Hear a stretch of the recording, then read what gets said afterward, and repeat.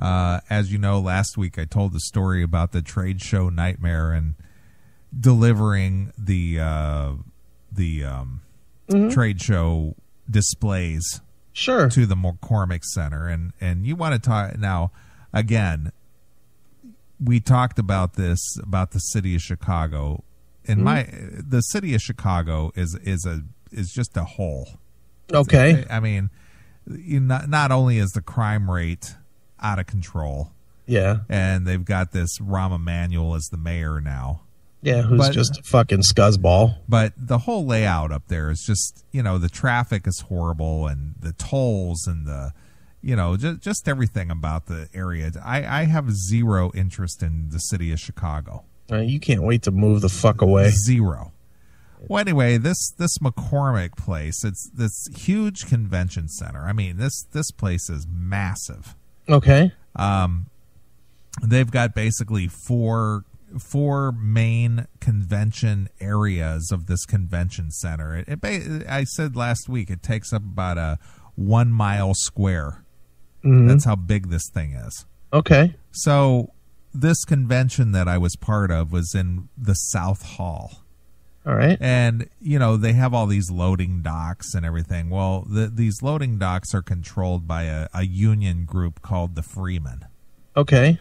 And, everything costs lots of money to no matter what you do, it costs you. Right. Well, I told the story last week about delivering the displays to the convention center. Yeah. Which, that in itself was a story. If you missed it, it's on the Spreaker. You can go back and listen to it. Well, Sunday I had to go to the convention center and set up our booth.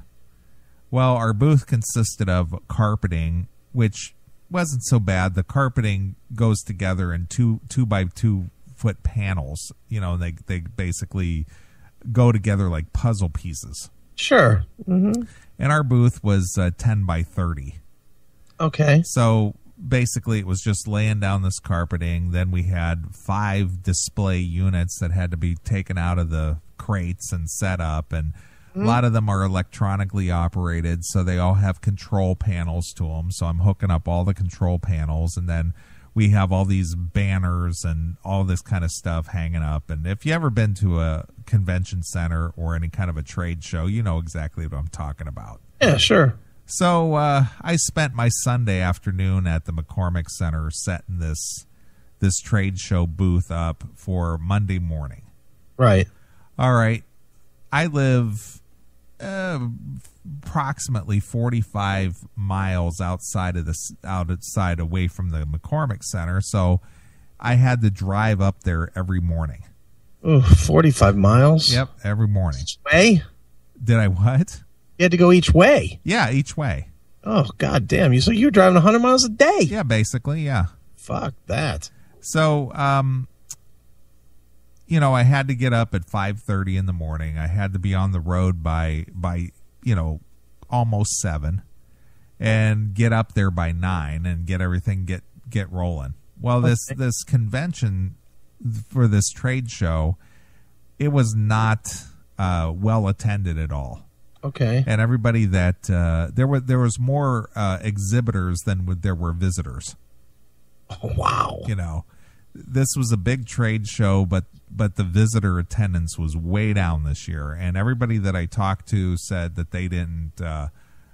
The expense to go there was just outrageous, because if you stayed in the city, the hotel rooms averaged around $300 a night. Oof.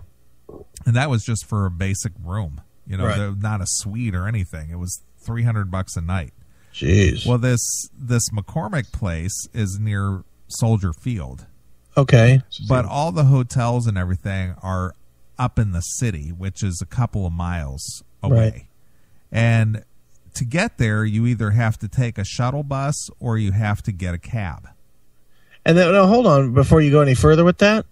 And they also didn't do you any favors because the Bears also had a Thursday night football. Yes, they did. Well, I'll get to that. Oh, okay. I'll get to that. All right. So everybody was complaining that this McCormick place is not really near anything that you could walk to. The hotels are not nearby, so you have to take the cab, Right. which was $15 each way. So you're spending $30 to get there and back to your hotel. So come look at the various crap that your business is selling. right. So not only are the rooms $300 a night, then you're paying $30 for a round trip for a cab. Right. So times 5. Yeah. $50. And then if you ate at the convention center for like a lunch, typical if you went and got a Italian what do they call that? Italian dip or Italian beef sandwich or okay, like an Italian sub of some sort. Yeah. Roast beef sandwich. Yeah, regular drink. Take a guess. $20. Not that much. $12.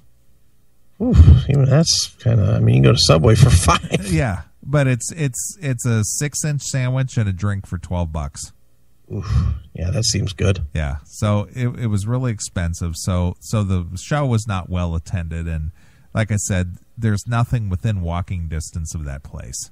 Okay. And even if you could walk, do you want to walk in the city of Chicago, especially on the south side? Yeah, especially with the crime rate being like 1,000,000,000%. Right. Yeah, no, I'd pass. So anyway, this trade show went Monday to Wednesday. And come Wednesday, when the thing is over, they will not allow you to start tearing down your display until 5 o'clock. Okay. You have to leave everything intact till 5. Well, wait, why? Well, that's the rule.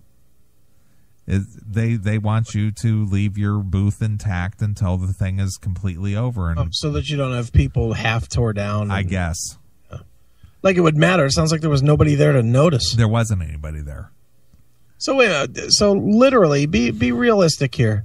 From what time did you want to tear down? If I could have, I would have started tearing down at 2 or 3. Okay, so let's say 2 o'clock. How many people visited your booth between 2 and 5? Maybe 4 or 5. Wow. But that's the convention hall rules. Oh my God. And they announce it over the PA too, just as a reminder. Yeah. Exhibitors are not to start tearing their booths down until till the trade show has ended at 5 p.m. Oh boy. And you could get fined for it.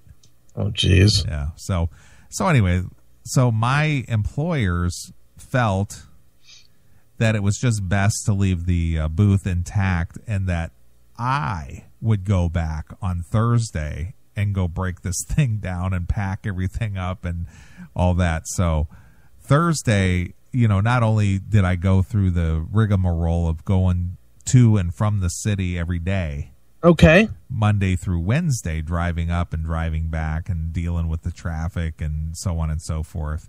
Yeah. So now Thursday morning, I have to get a truck again. Did you have to rent one? Yeah. I had to rent a truck. Okay. So get the truck.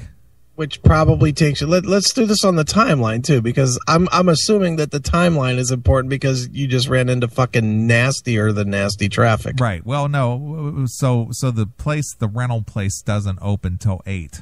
Right. So okay. I get there at 8. All right. I had the truck on reserve. They want to run my company credit card. Well, I had used the credit card for a lot of the stuff for the trade show, and my credit card for the company only has $1,000 limit. What? It only has $1,000 limit. Why? I don't know the reason. It's just $1,000 limit on the credit card. Nice corporate card. So, go ahead. So I go there to get the truck, and he runs my truck. It gets declined, or credit card. It gets declined. So, obviously I'm up against my limit. So I have to go back to the office, tell the gal in accounting, hey, I can't use my card because it's up against the limit. Right. She has to check the account. Then she has to call the credit card company and get my credit limit extended out another $500. Okay. Then I got to go back and get the truck. Oh, this already sounds like a miserable day. Yep. Get the truck. Tell us the time when you got the truck. By the time I got the truck, it was 9:00. Okay. Well, then one of the displays that we had a big lid on it. One of these displays that we had was 3 feet wide and 20 feet long. Okay.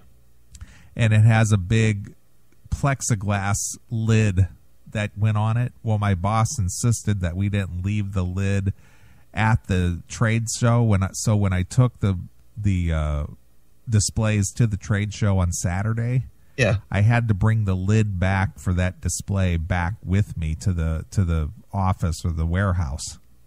Well, then when I got the truck on Thursday, I had to go back to our warehouse, pick up that lid, and take it with me to the McCormick Center to go pick up the displays. All right. So by the time I got the truck, came back to the warehouse, picked up the lid, and got on the road, it was already 9:30. Oh, Jesus. So then it's about an hour ride into the city. Mm-hmm. So it's 10:30. So by the time I get up there, then you have to go to the Freeman office, mm-hmm. which is a mile away from the McCormick Center. Okay. And you have to check in. All right. Yep. Well, you check in over there and tell them you're here to get this and that and whatever, and they basically give you a dock card and all this. Well, the problem is that the booth still needed to be broken down and packed up. Okay. Did you have a time limit? Like, did you have to be out by 2 or whatever? By 4:30. Okay. So she goes, well, you need to just go up there and park and go in there and break down the booth and pack it up, because you can't get a bill of lading until everything's packed up in your crates. All right. So I drive the truck up as close to the convention center as I can, but there isn't anywhere just to park a truck. Right. Oh, yeah, because you can't park it on the street or anything. No, you can't park it on the street. Right. So I tell the guy all these trucks are in line to get in there to do either pick up or drop off, either pick up from the trade show that just ended or drop off for a trade show that's going to happen. Okay. So there's like 15 trucks in line. Oh, my God. So there's a guy up there kind of staging the trucks, and I told him, I'm here to pick up, but my booth needs to be broken down and packed up first. Where can I park? Right. And he's just like, I don't know. Go up and park up along the wall there as close as you can and just throw your flashers on. Oh, man. So I'm just curious real quick, just a side curiosity. All the other trucks that were in line, one person or two in the trucks? Well, probably one. I didn't even look. Okay. I was just curious if most teams had like a two-man operation, one in the truck and one to pack or something. Well, no, these guys were just there to pick up. Oh, okay. Because they were just outside carriers. But, so for most companies though, there was a guy tearing down and somebody else picking up. Exactly. Okay, so it was a two-man operation. Yeah, somebody probably packed up the crates, and then the truck driver was just there to pick it up. So, but your company just all in one did. Yeah, they want me to pack it up and get the truck loaded and deliver it. Gee, are they hiring? Love to work there. Not at all. So I drive into the convention center area, into the entryway there, and there's like a security guard there, and I told him that I need to go up and pack the crates and stuff. Oh, well, you can't park here. You can't do that. And he goes, why don't you go up on the dock area and see if they'll let you park up there? So I drive all the way up to the dock area, and there's a guy riding around on the these little scooter carts. Uh-huh. And he's asking me, what are you doing up here? And I told him what I needed to do. Oh, you can't park up here. There's no place for you to park here. So You're doing exactly what you did the other day again, bouncing over the fucking place. Exactly. So I come back out, and there's the guy who's directing the trucks, and I said, well, I got run out of there. I said, where could I park this truck while I can go in there? Well, go down along the road here and park off to the right-hand side and put your flashers on, and if you're only going to be in there like a half an hour or so, I don't think anybody will bother you. Well, you're going to be in there more than a half an hour. You're going to tear down a whole fucking exhibit. I know, but I took the chance. I did exactly what he said, but I had to walk, a long way to get back to the convention center because I had to drive away from the convention center. So that half an hour, you spent 10 minutes just walking. Basically, yeah. All right. I mean, it's just freaking ridiculous. Dumb. So by the time I get inside the building, it's already 11:30. Okay. So I get in there and start tearing down the equipment. All the crates are there because they brought all the crates in for the booth, and they're all sitting there. Okay. So I just open up all the crates, start tearing down the carpeting, tearing down the banners, packing the machines, everything I can do as quick as I can do it. And it took me about 40 minutes. Okay. To get everything packed up. All right. That's not bad. Then you got to go down to, exhibitor services, and they have to write you up a bill of lading and all so this. You're not stealing anything. Well, yeah, they want to know what you're getting to ship out onto the dock, Mm-hmm. Then they give you your bill of lading, and they give you your copy, and they keep the other copies, but those other copies need to go down to that Freeman office, which is basically a mile down the road. I said, well, to save time, I said, how about just giving those to me and I'll just take them down there? Oh, no, we got a courier who makes frequent trips through here, and he'll take them down there. Frequent trips. That's what she said. Oh, my God. So I walk out of this place, walk down to the truck, get in the truck, drive. At least the truck was still there. It was still there. That's good. Drive down to the Freeman office and tell the lady that, my bill of ladings are with the customer service. And so I waited an hour and a half until the courier brought them down. An hour and a half? An hour and a half. So by this time, it's already 1:30 going on 2 o'clock. Oh, my God. So finally, my bills come down. The same bills that I just signed up at the other side, they had to wait till the courier brought them. Right. And she processes them and whatever, and she hands them to me and hands me my dock pass and everything. And she says, all right, you can go up in line. Well, I go up in line, and there's 10 or 12 trucks in line. Ugh. So I have to wait in line, and as each truck goes into the convention center, you move up one truck. And finally, I got to the front of the line, and, the guy directed me up to the dock. Well, get up to the dock, then I have to wait for a spot to open, and they direct me into the spot. So by this time, it's already 2:30, almost 3. All right. So finally, I get backed into the dock at 3 o'clock. Okay. And then I wait, and a guy comes with a forklift, and he says, are these your crates, and so on and so forth. So he has to go in and out and bring the crates out and load them on the truck. Okay. So by the time he loads them on the truck, it's already 4 o'clock. God damn. I know.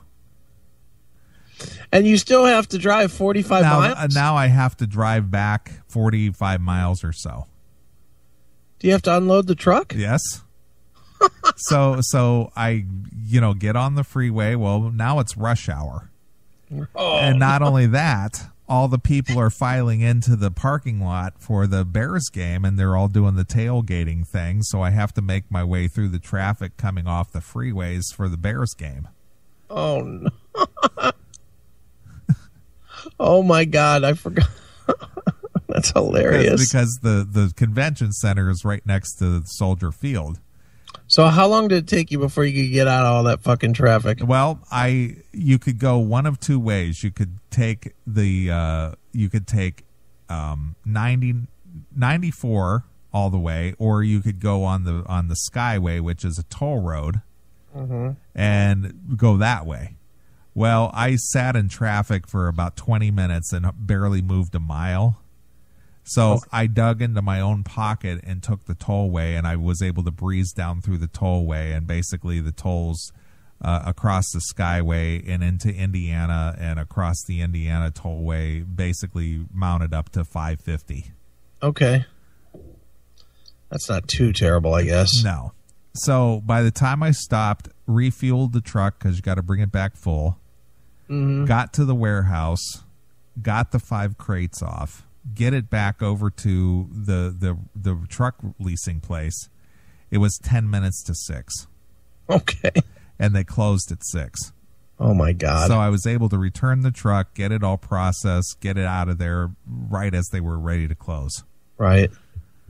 So my day that started at, basically 7:30 and ended at by the time I got home, it was 6:30. So that was a, 12-hour day. 11-hour day. Yeah, that's fun. Yep. Gotta love it, man. So it just never ends. Can't wait for another convention, can you? No. Well, I have no intention of being a part of that. Again. Resumes out. Exactly. So that was my week.